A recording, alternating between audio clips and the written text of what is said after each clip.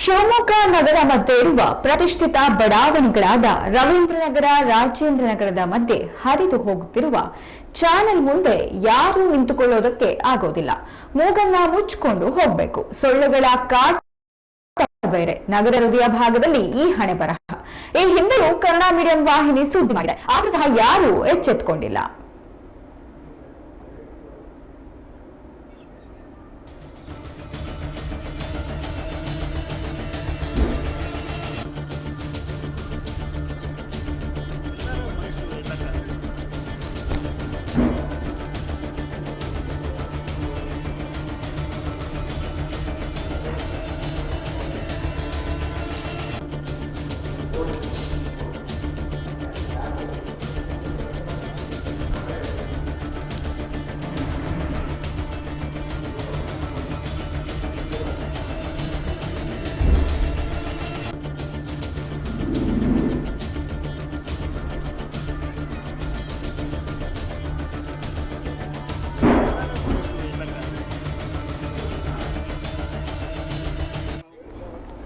ಕೋಟ್ಯಾಂತರ ರೂಪಾಯಿ ವೆಚ್ಚದಲ್ಲಿ ಸ್ಮಾರ್ಟ್ ಸಿಟಿ ಯೋಜನೆಯಡಿ ಇಲ್ಲಿ ಸುಂದರ ಪಾರ್ಕ್ ನಿರ್ಮಾಣವಾಗಿದ್ದು, ಜನಸಾಮಾನ್ಯ ಇಲ್ಲಿನ ಪಾರ್ಕ್ನಲ್ಲಿ ಓಡಾಡಲು ಸಾಧ್ಯವೇ ಇಲ್ಲ.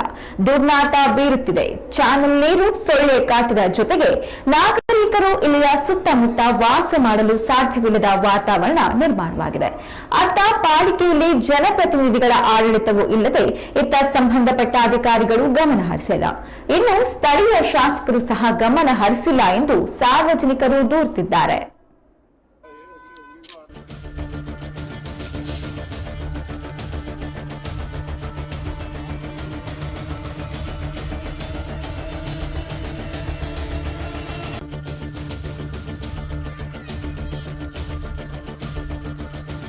ಶಿವಮೊಗ್ಗ ನಗರ ಮಧ್ಯೆ ಇರುವ ಪ್ರತಿಷ್ಠಿತ ಬಡಾವಣೆಗಳಾದ ರವೀಂದ್ರನಗರ, ರಾಜೇಂದ್ರ ನಗರದ ಮಧ್ಯೆ ಹರಿದು ಹೋಗುತ್ತಿರುವ ಚಾನೆಲ್ನ ಮುಂದೆ ಯಾರೂ ನಿಂತುಕೊಳ್ಳೋದಕ್ಕೂ ಆಗುವುದಿಲ್ಲ.